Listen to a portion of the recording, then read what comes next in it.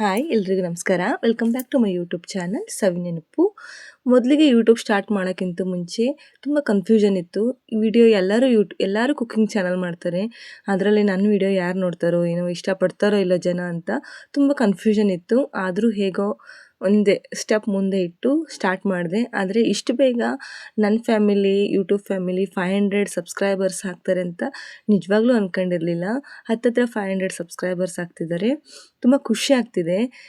ಯಾರೋ ಎಲ್ಲೋ ಕುತ್ಕೊಂಡು ನನ್ನ ವಿಡಿಯೋ ನೋಡಿ ಲೈಕ್ ಮಾಡ್ತಾರೆ, ಶೇರ್ ಮಾಡ್ತಾರೆ, ಕಮೆಂಟ್ ಮಾಡ್ತಾರೆ ಅಂದರೆ ನಿಜವಾಗ್ಲೂ ಖುಷಿ ಆಗುತ್ತೆ. ನಿಮ್ಮ ಎಲ್ಲ ಪ್ರೀತಿಗೂ ನಾನು ತುಂಬ ಚಿರಋಣಿ. ಇದೇ ಥರ ಸಪೋರ್ಟ್ ಮಾಡ್ತಾಯಿರಿ. ಇವತ್ತು ನಾವು ಉತ್ತರ ಕರ್ನಾಟಕದ ಸ್ಪೆಷಲ್ ಕರಿಂಡಿ ಹಾಕೋದು ಹೇಗೆ ಮಾಡೋದಂತ ನೋಡೋಣ. ಈ ಥರ ಒಂದು ಕರಿಂಡಿ ಮಾಡಿಟ್ಕೊಂಡ್ಬಿಟ್ರೆ ನಮಗೆ ಸಾಂಬಾರು ಮಾಡದೇ ಇದ್ದಾಗ, ಏನಾದ್ರು ಅರ್ಜೆಂಟಲ್ಲಿದ್ದಾಗ ಆರಾಮಾಗಿ ತುಂಬ ಯೂಸ್ ಆಗುತ್ತೆ. ರೊಟ್ಟಿಗೆ ಮೊಸರು ಹಚ್ಕೊಂಡು ತಿಂತಾ ಇದ್ರಂತೂ 3ರಿಂದ 4 ರೊಟ್ಟಿ ಆರಾಮಾಗಿ ಹೋಗ್ತವೆ.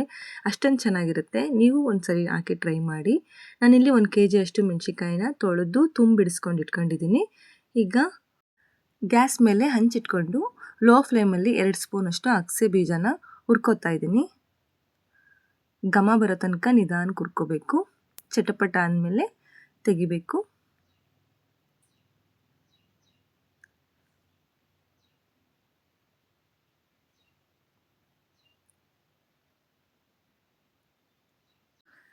ಈಗ ಅದೇ ಹಂಚ ಮೇಲೆ 1.5 ಸ್ಪೂನಷ್ಟು ಜೀರಿಗೆನೂ ಹುರ್ಕೋತಾ ಇದ್ದೀನಿ. 1 kg ಮೆಣಸಿನ್ಕಾಯಿಗೆ ನಾನು ಕರಿಂಡಿ ಹಾಕ್ತಾ ಇರೋದು.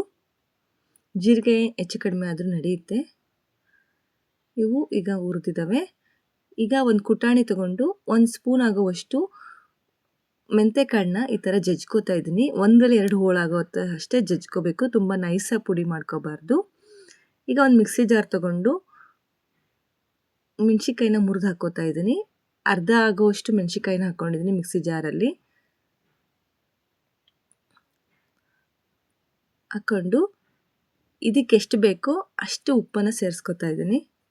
ಅಂದರೆ ಒಂದು ಅರ್ಧ ಸ್ಪೂನಷ್ಟು ಉಪ್ಪು ಸೇರಿಸ್ಕೊತಾ ಇದ್ದೀನಿ. ಇದನ್ನ ತರ್ತರಿಯಾಗಿ ರುಬ್ಕೊಂಬರೋಣ. ನೀರು ಹಾಕೋಕ್ಕೆ ಹೋಗಬಾರ್ದು.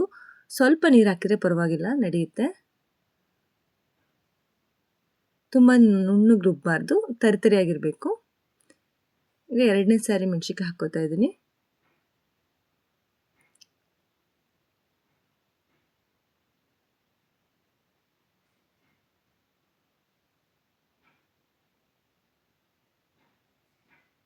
ಇದಕ್ಕೂ ಅಷ್ಟೇ, ಇದಕ್ಕೆ ಎಷ್ಟು ಬೇಕೋ ಅಷ್ಟು ಉಪ್ಪು ಹಾಕ್ಕೊಂಡು ಮಿಕ್ಸಿ ಮಾಡ್ಕೊಂಬರ್ತಾ ಇದ್ದೀನಿ. ಸ್ವಲ್ಪ ನೀರು ಸೇರಿಸ್ಕೋಬೇಕು, ತುಂಬ ನೀರು ಹಾಕ್ಕೋಬಾರ್ದು.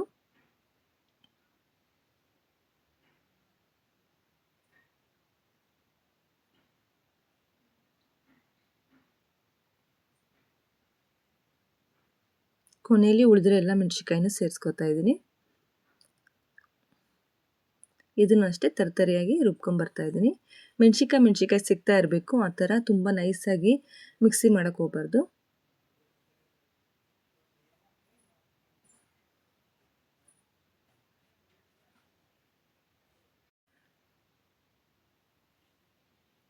ಎಲ್ಲ ತೆಗೆದು ಒಂದು ಅಗಲನ ಪಾತ್ರೆಗೆ ಹಾಕ್ಕೋತಾ ಇದ್ದೀನಿ. ಈಗ ಪುಡಿ ಮಾಡ್ಕೊಂಬರೋಣ. ಹುರಿದಿಟ್ಕೊಂಡಿದ್ವಲ್ಲ ಅಗಸೆ ಬೀಜ ಮತ್ತು ಜೀರಿಗೆನ ಅವನ್ನ ಮಿಕ್ಸಿ ಮಾಡ್ಕೊಂಬರೋಣ. ನೈಸಾಗಿ ಮಿಕ್ಸಿ ಮಾಡ್ಕೊಂಬಂದಿದ್ದೀನಿ.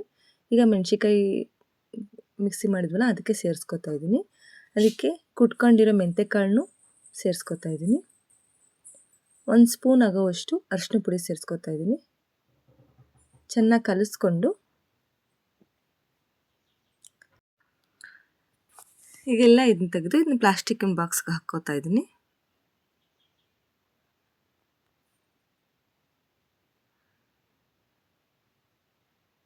ಒಂದು ಇಡೀ ಆಗುವಷ್ಟು ಬೆಳ್ಳುಳ್ಳಿನ ಸಿಪ್ಪೆ ತೆಗೆದು 1ರಲ್ಲಿ 2 ಹೋಳಾಗಿ ಹೆಚ್ಕೊಂಡಿದ್ದೆ. ಅದನ್ನು ಇದಕ್ಕೆ ಸೇರಿಸ್ಕೊಂಡು 1 ಸ್ಪೂನ್ ಸಹಾಯದಿಂದ ಮಿಕ್ಸ್ ಮಾಡ್ತಾ ಇದ್ದೀನಿ.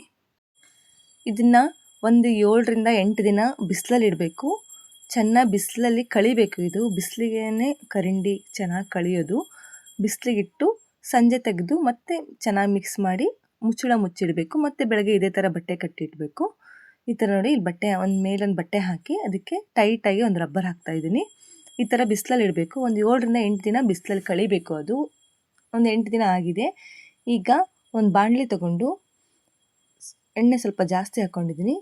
ಎಣ್ಣೆಗೆ ಸಾಸಿವೆ ಮತ್ತು 1 ಸ್ಪೂನಷ್ಟು ಸಾಸಿವೆ ಸೇರಿಸ್ಕೊತಾ ಇದ್ದೀನಿ. 1-2 ಬೆಳ್ಳುಳ್ಳಿನ ಜಜ್ಕೊಂಡು ಹಾಕ್ಕೋತಾ ಇದ್ದೀನಿ. ಇದು ಒಗ್ಗರಣೆ ಪೂರ್ತಿ ತಣ್ಣಗಾದ್ಮೇಲೆ ಕರಂಡಿ ಸೇರಿಸ್ಕೊಂಡು ಮಿಕ್ಸ್ ಮಾಡ್ಕೋಬೇಕು. ನಮಗೀಗ ಈ ಕರಂಡಿ ಆರಾಮಾಗಿ ತಿನ್ನಕ್ಕೆ ರೆಡಿ ಆಯಿತು. ಇದನ್ನ ಇನ್ಮೇಲೆ ಏನು ಬಿಸಿಲಿಗೆ ಇಡೋ ಅವಶ್ಯಕತೆ ಇಲ್ಲ. ಆಲ್ರೆಡಿ 8 ದಿನ ಬಿಸಿಲಲ್ಲಿ ಇಟ್ಟಿದ್ದೀವಿ. ಇನ್ಮೇಲೆ ಆರಾಮಾಗಿ ಊಟ ಮಾಡ್ಬೋದು. ಚೆನ್ನಾಗಿ ಕಲಿಸ್ಕೊಂಡು ಅದೇ ಬಾಕ್ಸ್ಗೆ ಹಾಕಿಟ್ಕೊಂಡು ಮುಚ್ಚಳ ಮುಚ್ಚಿಟ್ಬಿಟ್ರೆ 3-4 ತಿಂಗಳು ಆರಾಮಾಗಿ ಇಟ್ಕೊಂಡು ತಿನ್ಬೋದು. ತುಂಬ ರುಚಿಯಾಗಿರುತ್ತೆ. ರುಚಿ ಅಂತೂ ಯಾವತ್ತೂ ಹಾಳು ಆಗಲ್ಲ. ರುಚಿನೂ ಇರುತ್ತೆ, ಅಷ್ಟೇ ರುಚಿಯಾಗಿರುತ್ತೆ. ಮೊಸರು ಜೊತೆ ಹಚ್ಕೊಂಡು ತಿಂದ್ಬಿಟ್ರಂತೂ ಯಾವ ಸಾಂಬಾರಿನ ಅವಶ್ಯಕತೆಯೂ ಇರಲ್ಲ. ನಮ್ಮೂರ ಕಡೆ ಅಂತೂ ಇದು ತುಂಬ ಫೇಮಸ್ಸು.